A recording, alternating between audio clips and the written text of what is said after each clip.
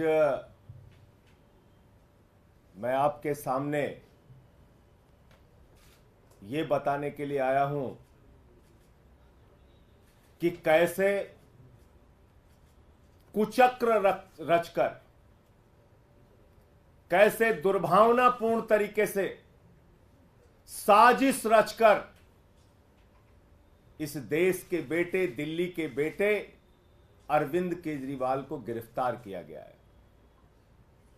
और कितनी बड़ी साजिश है, इसका एक एक करके आपके सामने मैं खुलासा करूंगा।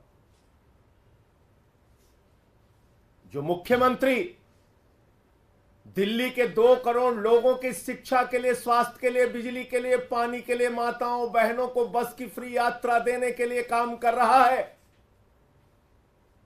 उस मुख्यमंत्री को जेल में डालने के पीछे कितनी गहरी और बड़ी साजिश रची गई है, इसका एक एक करके आपके सामने खुलासा करूंगा। और दूसरी बात, ये शराब घोटाला, ये शराब घोटाला दुनिया की सबसे बड़ी पार्टी भारतीय जनता पार्टी ने किया है, और इसके अंदर कोई छोटे मोटे लोग शामिल नहीं है, इसका भी खुलासा करूंगा आज।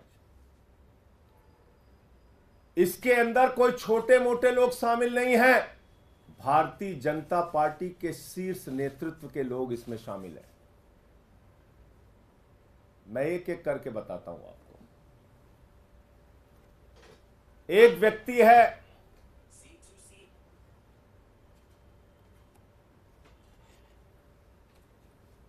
मंगुंटा रेड्डी, जिसने कुल 7 बयान दिए, कुल 3 बयान दिए। उसके बेटे राघव मंगुंटा ने 7 बयान दिए, बाप बेटे ने मिला के 10 बयान दिए। और इस 10 बयान को पीछे जब उनसे पहले पूछा गया, 16 सितंबर को पूछा गया, ईडी के द्वारा पूछा गया कि क्या आप अरविंद केजरीवाल से मिले थे, जानते हैं, तो उसने उसी बात की सच्चाई को उजागर किया। जो बात सच थी, उसने कहा हां मैं मिला था, लेकिन चैरिटेबल ट्रस्ट की जमीन के मामले में मिला था। लेकिन उसके बाद उसके बेटे को, राघव मंगुंटा को गिरफ्तार किया जाता है। राघव मंगुंटा को जेल के अंदर रखा जाता है, 5 महीने तक जेल में रखा जाता है, और तब वो अपना बयान बदल देता है। 16 सितंबर पर पहली बार कार्रवाई होती है मंगुंटा रेड्डी सांसद पर, रेड होती है 16 सितंबर 2022 को, और 10 फरवरी तक लगातार उसको कहा जाता है बयान दो, बयान दो, बयान दो केजरीवाल के खिलाफ। वो बयान नहीं देता तो 10 फरवरी को उसके बेटे राघव मंगुंटा को गिरफ्तार कर लिया जाता है। और 10 फरवरी से लेकर 16 जुलाई तक 7 बयान लिए जाते हैं राघव मंगुंटा के, मंगुंटा रेड्डी सांसद के बेटे राघव मंगुंटा के। कितने बयान? 7 बयान। 3 बयान बाप का, 7 बयान बेटे का। और उन 5 महीनों में जो 7 बयान वो देता है, उसमें भी पूछा जाता है 6 बयान में अरविंद केजरीवाल को जानते हो, अरविंद केजरीवाल ने कोई घोटाला किया है, अरविंद केजरीवाल पे कुछ बोलना है। उसने कहा नहीं नहीं नहीं, बिल्कुल नहीं। लेकिन 5 महीने की जेल के बाद वो टूट जाता है। और 7वां बयान 16 जुलाई को उसका होता है और वो बदल जाता है। वो वही साजिश का हिस्सा बन जाता है। 5 महीने के प्रताड़ना के बाद बदल जाता है और अरविंद केजरीवाल के खिलाफ बयान देता है। लेकिन हैरानी की बात सबसे ज्यादा यह है कि ये 6 बयान और बाप के 2 बयान गायब कर दिए जाते हैं। 5 महीने की जेल के दौरान दिए गए बयान, ईडी कहती है इस पर हमें भरोसा नहीं है और उसको रख लिया अनरिलाइड अपॉन डॉक्यूमेंट्स। यानी ऐसा बयान जो केजरीवाल के खिलाफ नहीं था, उस पर की ईडी ने कहा हमें इस पे भरोसा नहीं है। हमारे वकीलों ने अदालत में पैरवी की, बार बार कहा हमें देखना है वो बयान जो उसने अपनी गिरफ्तारी के दौरान दिया। और जब हमारे वकीलों को कोर्ट ने आदेश दिया जाओ और देखो वो सारे बयान, उनके होश उड़ गए। आपको पता है उनके होश उड़ गए। बाप बेटे के 9 बयानों में कहीं भी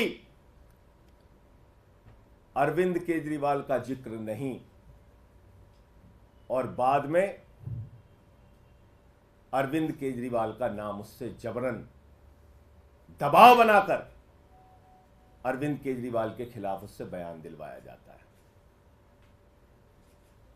अब ये मंगुंटा रेड्डी और राघव मंगुंटा है कौन, जिसको ईडी ने कहा कि यह शराब का कारोबारी है, शराब का घोटालेबाज है, इसके हम छापा मारेंगे। 16 सितंबर को छापा मारा।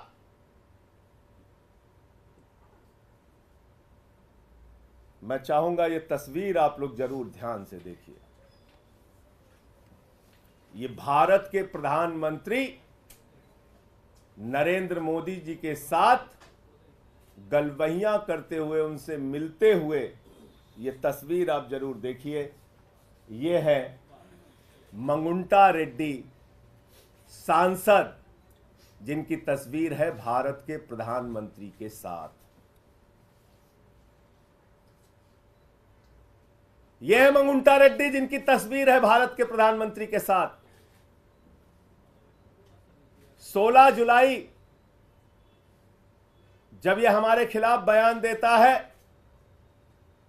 अरविंद केजरीवाल और के खिलाफ बयान देता है, अरविंद केजरीवाल और आम आदमी पार्टी को खत्म करने की भाजपा की साजिश में शामिल हो जाता है, तो 18 जुलाई को इसकी बेल हो जाती है।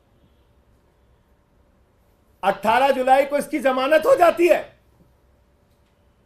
आप समझ पा रहे हैं इतनी बड़ी साजिश।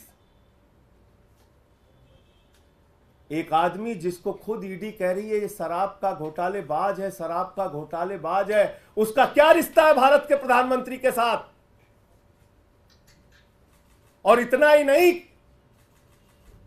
आज की तारीख में वो टीडीपी से चुनाव लड़ रहा है और भारत के प्रधानमंत्री की तस्वीर लगाकर जनता से वोट मांग रहा है। मैं चाहता हूं वो भी आप दिखाइए। ये देखिए आप, इसको टीडीपी का टिकट मिला हुआ है, भारत के प्रधानमंत्री की तस्वीर लगाकर वोट मांग रहा है।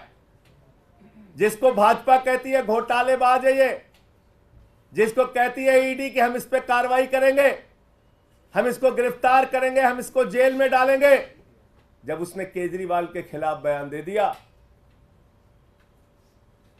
तो वो नरेंद्र मोदी जी की तस्वीर लगाकर जनता से वोट मांग रहा है भारत के लोकतंत्र में। यह इस केस की सच्चाई देश के लोगों जान लो। आपके नेता अरविंद केजरीवाल के खिलाफ जो व्यक्ति बयान देता है यह है, और जो बयान छिपा लिया जाता है ईडी के द्वारा हमारे वकीलों के दबाव में, कोर्ट के आदेश के बाद जब वो बयान देखते हैं जाकर ईडी के दफ्तर पर, जिसको अनरिलाइड डॉक्यूमेंट में ईडी ने रखा, यानी कि ऐसा डॉक्यूमेंट जिस पे भरोसा नहीं है, शुरुआती सारे बयान जिस पे भरोसा नहीं है, वो बयान जो उसने सही सही बताया था उस पर कह दिया हम इस पे भरोसा नहीं, उसको छुपा लिया। बोले छुप जाओ बेटा। अब इसमें एक और ये है मंगुंटा रेड्डी सांसद, और यह है भारत के प्रधानमंत्री के साथ उनकी तस्वीर, और यह है वो चुनाव प्रचार कर रहा है, टीडीपी से चुनाव लड़ रहा है, और यह है भारत का प्रधानमंत्री। इस फोटो में सबसे ऊपर उनकी तस्वीर है, वोट मांग रहे हैं कि मोदी जी के नाम पे हमको वोट दे दीजिए।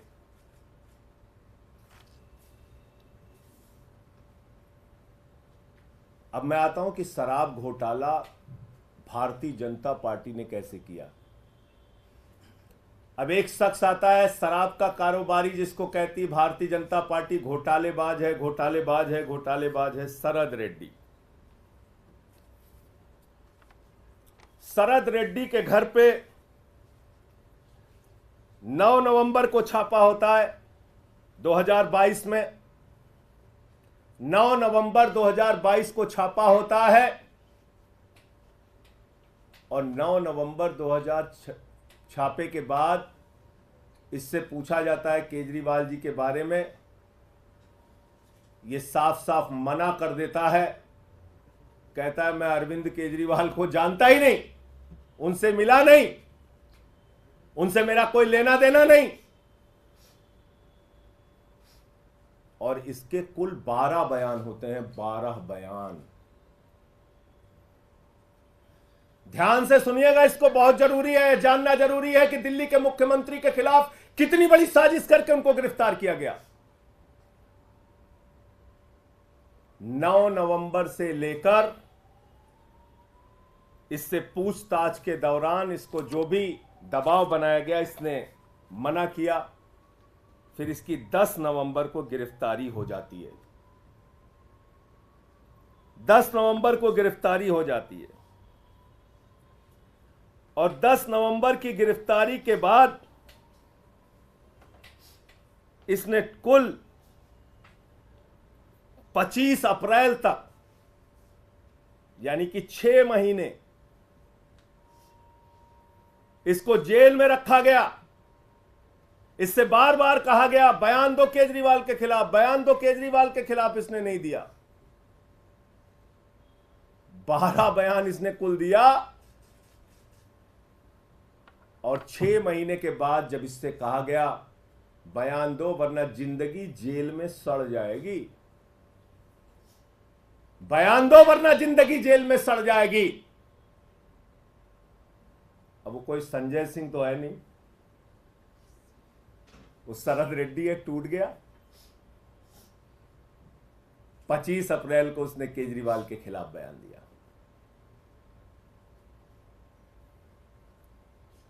अब हमारे वकील फिर परेशान हुए कि जिस व्यक्ति ने केजरीवाल के खिलाफ बयान दिया है, उसके 10 बयान को अनरिलाइड डॉक्यूमेंट में ईडी ने क्यों डाल दिया। उन्होंने फिर कोर्ट में एप्लीकेशन लगाई, जांच के आदेश मिले। हमारे वकील गए, उन्होंने देखा, ईडी के दफ्तर में जांच के आदेश मिले, वकील गए, उन्होंने देखा, सारे 10 के 10 बयान पढ़े, वकीलों के होश उड़ गए। 10 बयानों में केजरीवाल का नाम नहीं, और 10 बयान जो केजरीवाल का के खिलाफ नहीं थे, उस पे ईडी ने कहा इस पे भरोसा नहीं, भरोसा नहीं, भरोसा नहीं। और जैसे ही उसने 25 अप्रैल को अरविंद केजरीवाल के खिलाफ बयान दिया, उसकी बेल हो जाती है, उसकी बेल हो जाती है। अब ये शरद रेड्डी, जिसको भारतीय जनता पार्टी कहती है ये शराब का घोटालेबाज है, ये शरद रेड्डी जिसको भारतीय जनता पार्टी कहती है शराब का बहुत बड़ा घोटालेबाज व्यक्ति है, ईडी कहती है शराब का घोटालेबाज है, उसको गिरफ्तार करती है, 6 महीने जेल में रखती है, केजरीवाल के खिलाफ बयान लेने के लिए बार बार कहती है, 10 बार वो कहता नहीं नहीं नहीं, केजरीवाल से कोई मतलब और रिश्ता नहीं। 10 बयान के बाद जब टूट गया और इसने केजरीवाल के खिलाफ बयान दे दिया, 6 महीने की जेल के बाद इसको बेल हो जाती है।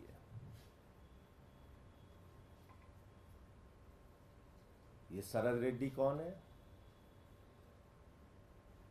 असली घोटाला शुरू हुआ ईडी के जांच के बाद। भारतीय जनता पार्टी का शराब घोटाला, और पहली पेशगी और नजराना भाजपाइयों को कब पहुंचा? 5 करोड़ रुपए का 5 करोड़ रुपए का 15 नवंबर को पहली पेशगी और नजराना 5 करोड़ का पहुंचा, और कुल 55 करोड़ रुपए की रिश्वत, जिसको किंग पिन बताते थे, किंग पिन शरद रेड्डी, उस किंग पिन ने 55 करोड़ रुपए की रिश्वत भारतीय जनता पार्टी को दी। 55 करोड़ रुपए की मनी ट्रेल तो खुलेआम मिल गया, और वो मनी ट्रेल भी ऐसे पता नहीं चला, भारत के सर्वोच्च न्यायालय की कृपा से पता चला, जब उन्होंने कहा दिखाओ दिखाओ दिखाओ।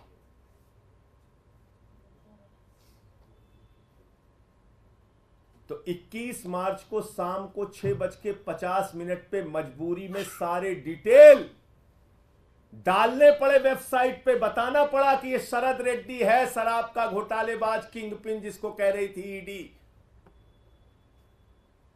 और जैसे ही 6:50 पे भारतीय जनता पार्टी के शराब घोटाले का खुलासा हो जाता है, 7:14 पर मुख्यमंत्री के दफ्तर पे, मुख्यमंत्री के घर पे छापा पड़ जाता है। क्योंकि आप मीडिया में चर्चा करते हैं, आम आदमी पार्टी मुद्दा उठाती कि भाई शराब का घोटाला तो बीजेपी ने किया है। 21 मार्च को शाम को 6:50 पे इसका खुलासा हो जाता है। 55 करोड़ रुपए की रिश्वत भाजपा ने ली है, इस बात का खुलासा हो जाता है। उस खबर से ध्यान हटाना है, जनता का ध्यान भटकाना है। पहुंच गए केजरीवाल के घर और 7:14 पे छापा मार दिया। कहा गया ईडी के अधिकारियों को, जाओ जल्दी, वरना तो हमारा घोटाला खुल गया है तो बड़ा गड़बड़ हो जाएगा। और 2.5 घंटे की पूछताछ में जो 10 सम्मन दे रही थी ईडी, और हम कह रहे थे आम आदमी पार्टी को एक खत्म करना चाहते हैं, अरविंद केजरीवाल को गिरफ्तार करना चाहते हैं, वो बात सच निकली और अरविंद केजरीवाल जी को 2 घंटे की पूछताछ के बाद गिरफ्तार कर लिया गया। तो असली बात यह है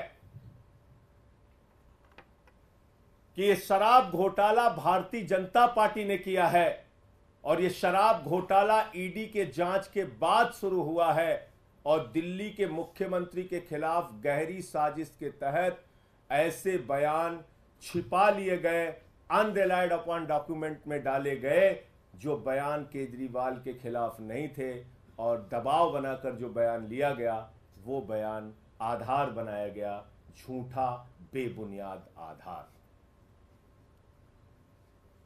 तो इसलिए साथियों और दोस्तों, मैं इस देश की जनता से कहना चाहता हूं, आपका मुख्यमंत्री, आपका नेता, दिल्ली के भाइयों से कहना चाहता हूं, 100% ईमानदारी से अपना जीवन जिया है, अपना जीवन जी रहा है। अरविंद केजरीवाल पर ना कोई दाग पहले था और ना जीवन में कभी रहेगा। अरविंद केजरीवाल का गुनाह सिर्फ एक है कि वो दिल्ली के बच्चों को अच्छी शिक्षा के लिए काम कर रहे हैं। उनका गुनाह सिर्फ ये है कि दिल्ली की माताओं बहनों के लिए बस की फ्री यात्रा का इंतजाम कर रहे हैं, उनको 1000 रुपए की आर्थिक सहायता का इंतजाम कर रहे हैं। अरविंद केजरीवाल का गुनाह सिर्फ ये है कि वो बुजुर्गों के लिए तीर्थ यात्रा का इंतजाम कर रहे हैं, फ्री बिजली, फ्री पानी का इंतजाम कर रहे हैं। एक ऐसी सरकार जो दुनिया में, देश में सबसे बेहतरीन तरीके से काम कर रही है, उसके पीछे ये बड़ी गहरी साजिश करके उनको गिरफ्तार किया गया है। और ये सारी तारीखें और ये सारे बयान चिल्ला चिल्ला कर ये कह रहे हैं कि ये साजिश है और साजिश है। आप लोगों को जो भी प्रश्न पूछना है सवाल पूछिए, मैं एक एक चीज का जवाब दूंगा। संजय जी, इसके अतिरिक्त ईडी के द्वारा ये भी कहा जा रहा है कि शराब घोटाले का पैसा हवाला कारोबारी के जरिए गोवा में पहुंचा 45 करोड़, आपके जो कैंडिडेट्स थे उनके पास वो पैसा कैश में पहुंचा और वहां के चुनाव में खर्च हुआ, ये इसके इतर बता रही है। और उसके बाद जो मनीष जी के सेक्रेटरी थे उनके बयान का भी जिक्र कर रही है ईडी। मनीष जी के सेक्रेटरी के बयान पर अरविंद केजरीवाल जी ने भी कोर्ट में अपना पक्ष रखा था।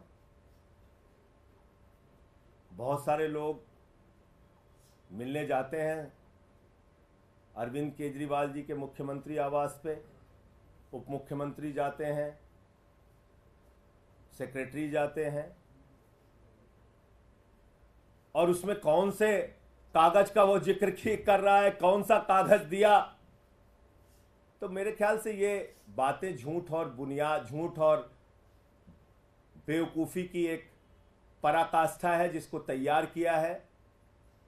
घोटाला तो 55 करोड़ का सीधे साफ साफ दिख रहा है। यहां भारतीय जनता पार्टी का शराब घोटाला दिख रहा है।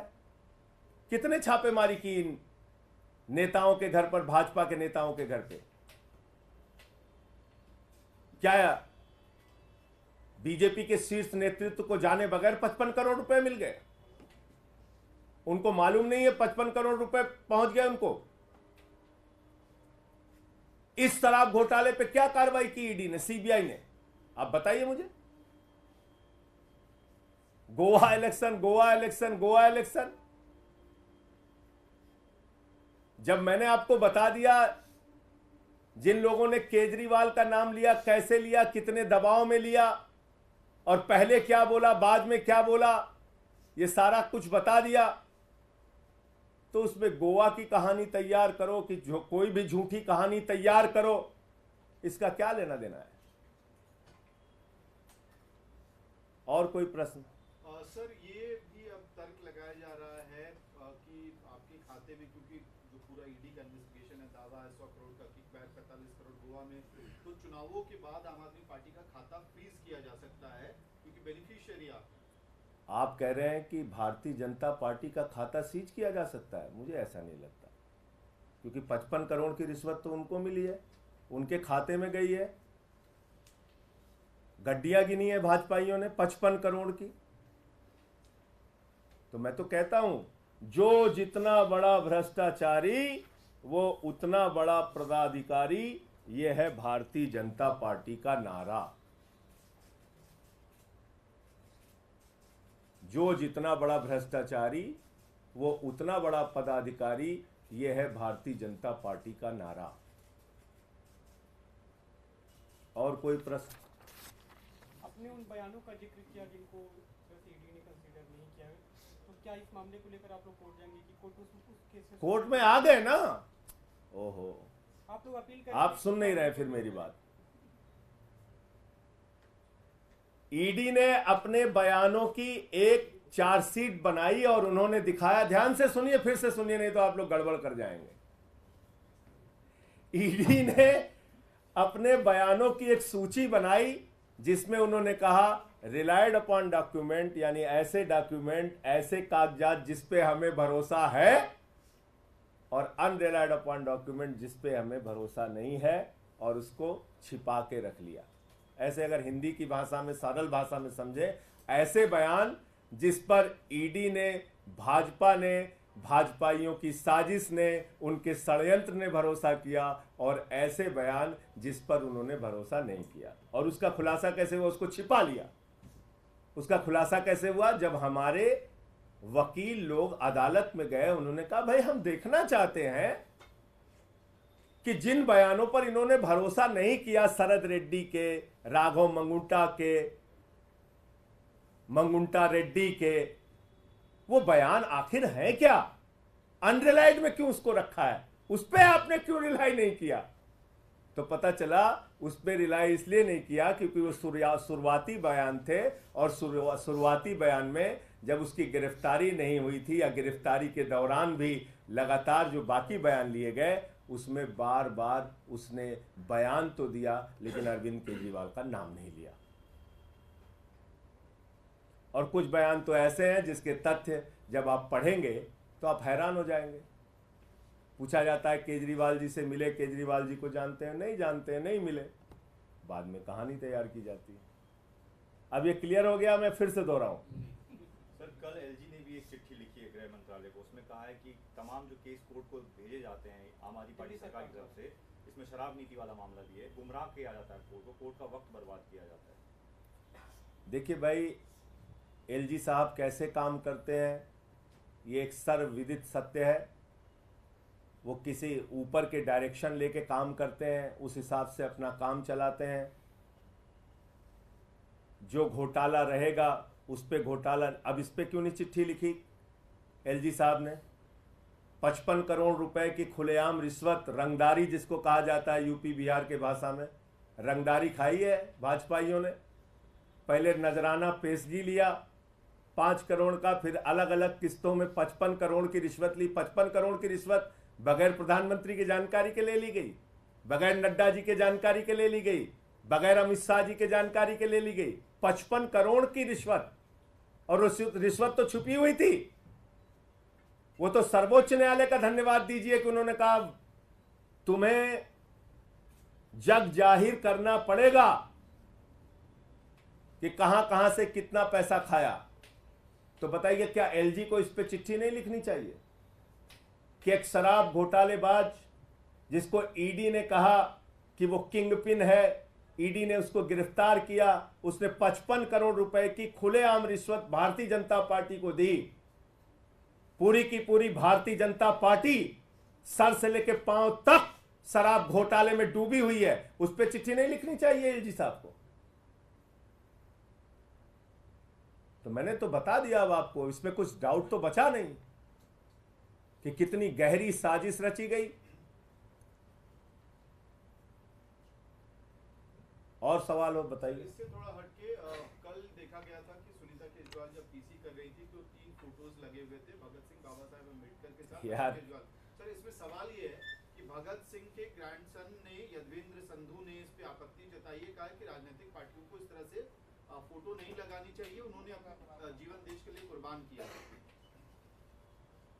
तो आप कह रहे हैं कि भारतीय जनता पार्टी का कोई नेता हो या देश का कोई भी नेता हो, मैं अपनी फोटो क्या देश के महापुरुषों के साथ नहीं लगा सकता?